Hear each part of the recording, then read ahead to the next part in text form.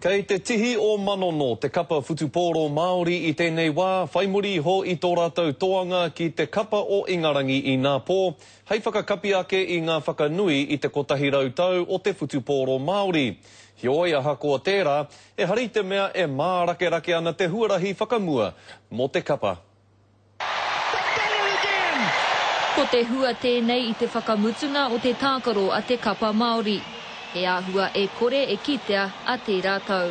Because of the Super 14's duration, then the ITM Cup, the World Cup itself, certainly at this stage it's not possible to give any definitive views as to how the 2011 program could be worked through.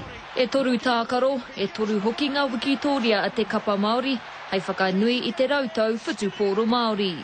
These last three games we've sort of let our actions do all the speaking for Māori rugby, and it's a shame if they do lose this team, but all we could do was go out there and perform.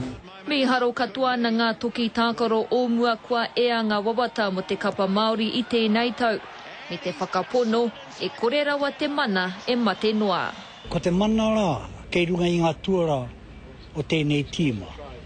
Mai i tēnei rā, a ngā rā kei mua. I think it's revived it again. It'll never go away.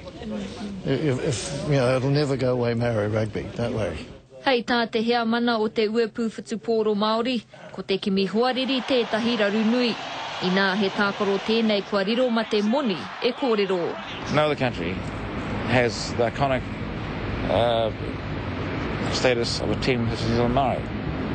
And therefore, that in itself is very challenging in terms of arranging appropriate programs. Aha kua ka hore he tākaro mo te kapa Māori, kei te tonu tētahi o ngā toki o mua ki te āwhina i ngā tua tākaro Māori, kia eke ai rātau ki ngā taumata. We're looking at competitions like Waka of Origin, and it'd be huge.